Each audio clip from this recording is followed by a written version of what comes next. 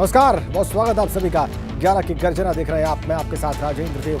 खबर लखनऊ से है। वहां के विकास नगर इलाके में सड़क के धंसने की खबर आ रही है। शंकर जी की मूर्ति के पास सड़क के धंसने की खबर है और लखनऊ में बीच सड़क पर 20 फीट का गड्ढा हो गया है। जी, पुलिस ने बैरिकेडिंग लगाकर रास्ता बंद कर दिया है।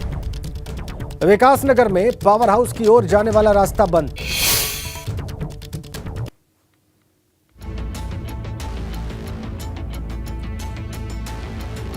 एक्सक्लूसिव तस्वीरें लखनऊ से। विकास नगर इलाके में सड़क धंस गई है। ये देखिए आप, 20 फीट गहरा गड्ढा बीच सड़क पर, बीच लखनऊ में। विकास नगर इलाके में सड़क कैसे धंसी, जरा ये देखिए आप।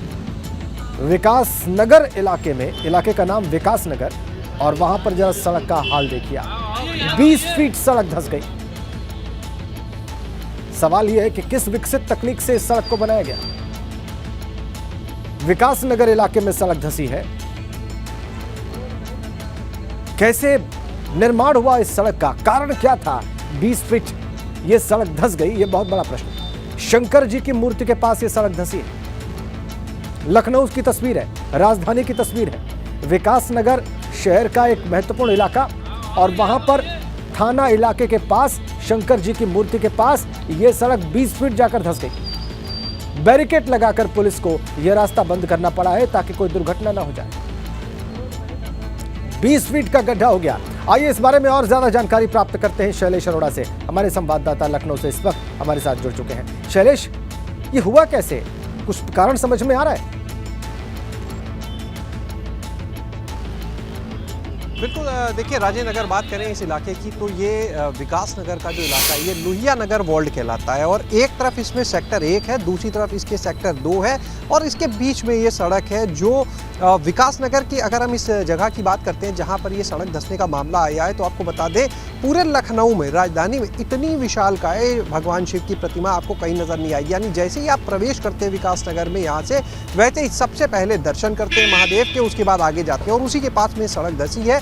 जो रोड आगे पावर हाउस के लिए गई हुई थी, वहां पर विकास नगर थाने भी यही रोड आगे जाती है।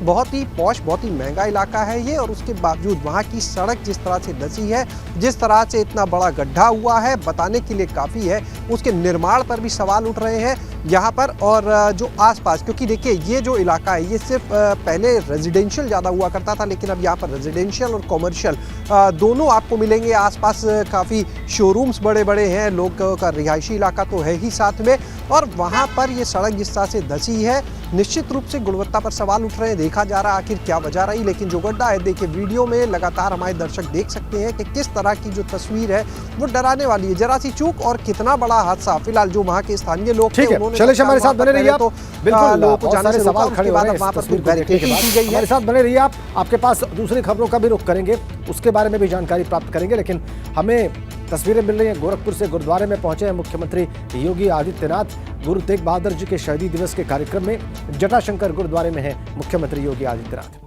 बड़ी अपडेट।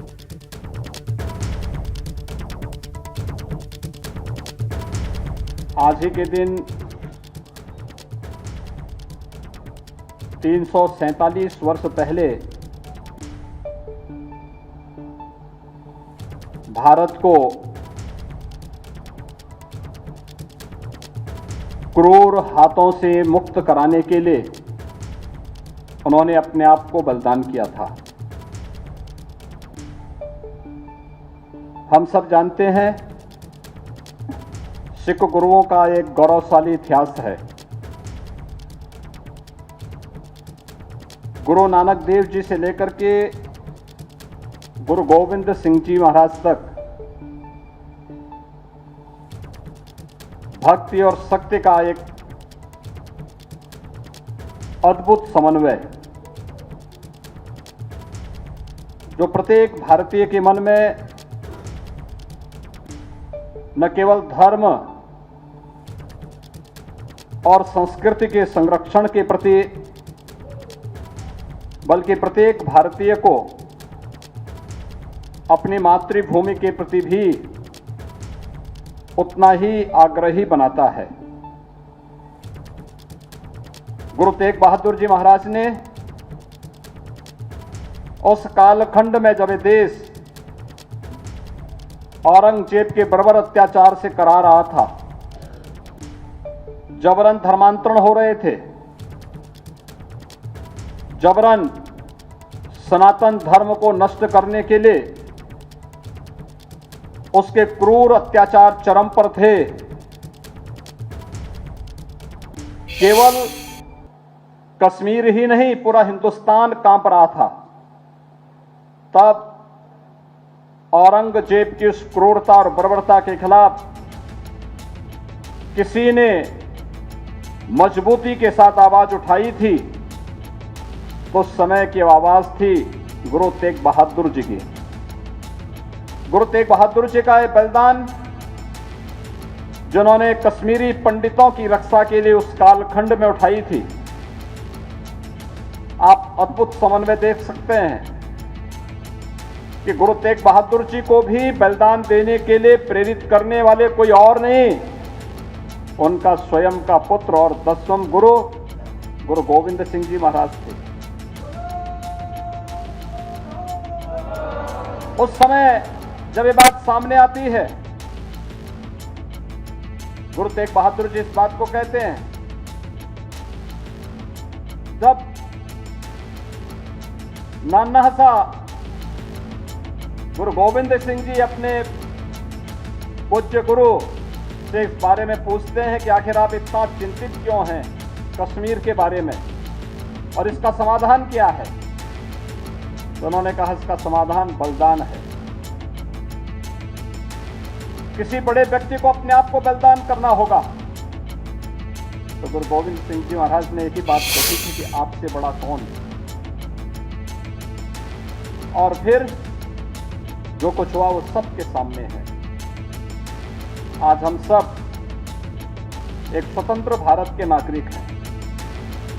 ये देश अपनी आजादी का अमृत महोत्सव मना रहा है, लेकिन हम सबको याद रखना होगा कि देश की आजादी का यह अमृत महोत्सव का यह उत्सव हम सबके लिए इसी त्याग और बलिदान की नींव पर खड़ा होकर के हमें प्राप्त हुआ।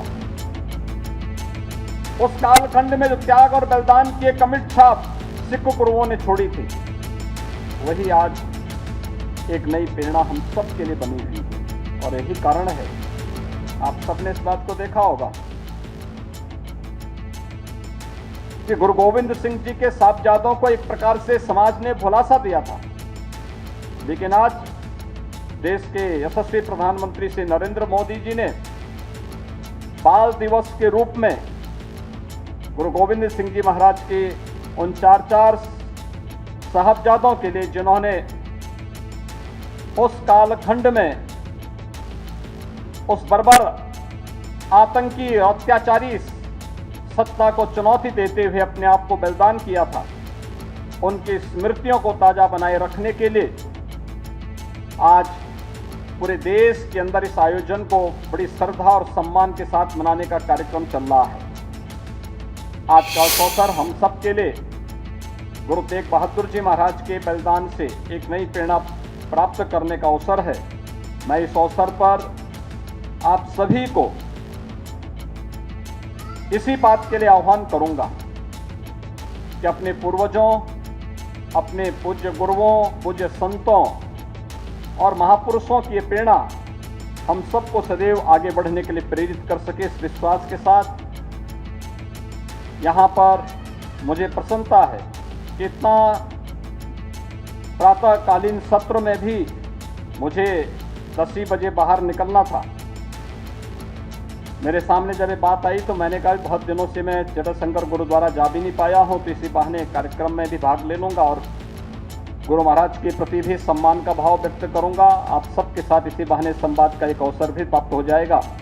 आज मैं यहाँ पर आया हूँ, मैं इस अवसर पर गुरु तेग बहादुर जी महाराज के प्रति कोटि कोटि नमन करते हुए आप सबसे यही कहूँगा कि सिख गुरुओं की जो परंपरा है वह एक नई प्रेरणा प्रदान करती है देश और समाज को। हम उन सब का अनुसरण करें और अपने देश और अपने समाज को आगे बढ़ाने में अपना योगदान दें। इसी विश्वास के साथ मैं एक बार फिर से तेग बहादुर जी महाराज को उनकी शहीदी दिवस के अवसर पर नमन करते हुए आप सब उनकी प्रेरणा और उनका आशीर्वाद आप सब पर बना रहे, यही कामना करता हूं। बोले सो निहाल।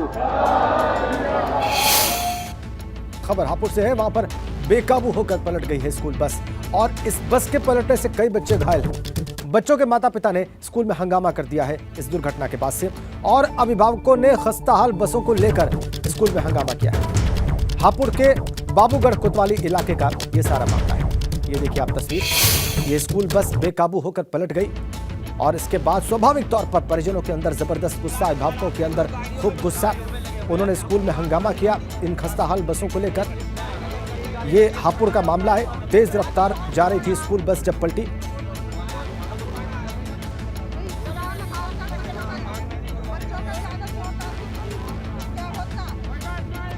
हापुड़ की तस्वीरें।